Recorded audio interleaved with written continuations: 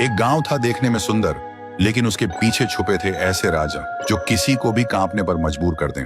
उस गांव का नाम था ढोलपुर, जहां के लोग कहते थे कि आधी रात को अगर तुम्हें ढोलक की आवाज सुनाई दे तो समझ लेना कि थुंग थुंग आ गया है। थुंग थुंग कोई आम इंसान नहीं था। उसके चेहरे पर अजीब सी मुस्कान, आंखें बड़ी बड़ी जिन्हें देखकर कोई भी डर जाए, और हाथ में एक पुरानी ढोलक। रात के ठीक 2 बजे वो गांव की गलियों में घूमता और अपनी ढोलक बजाता। आवाज सीधी कानों से दिल तक उतर जाती, धीमी, डरावनी और लगातार।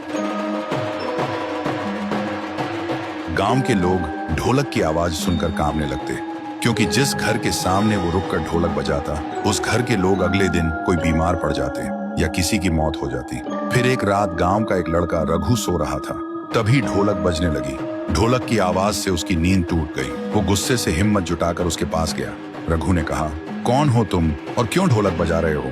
वैसे ही ढोलक बजनी बंद हो गई। थुंग थुंग धीरे धीरे मुड़ा। रघु ने देखा उसके चेहरे से सैकड़ों चीखों की आवाज निकल रही थी, लेकिन तभी फिर से ढोलक अपने आप बजने लगी। और उसके बाद से रघु को किसी ने गांव में कभी नहीं देखा।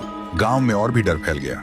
कोई भी रात को 2 बजे बाहर निकलने की हिम्मत नहीं करता था। लोग दरवाजे और खिड़कियां बंद करके सोने लगे, क्योंकि ढोलक की आवाज इतनी डरावनी थी कि पूरा शरीर कांप उठता था। उसी गांव में एक लड़की थी, गौरी। उसका भाई रघु ही था। उसने कसम खाई थी, मैं पता लगाऊंगी कि मेरे भाई को थुंग थुंग कहां ले गया।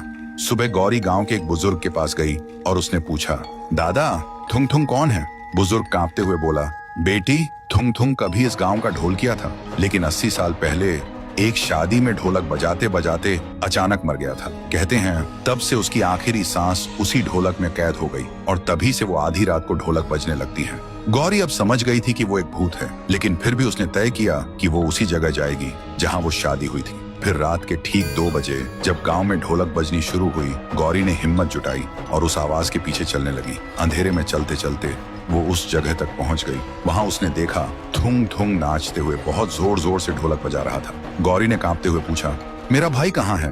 थुंग थुंग अचानक रुका। उसकी आंखें जलने लगी और ढोलक अपने आप बजने लगी।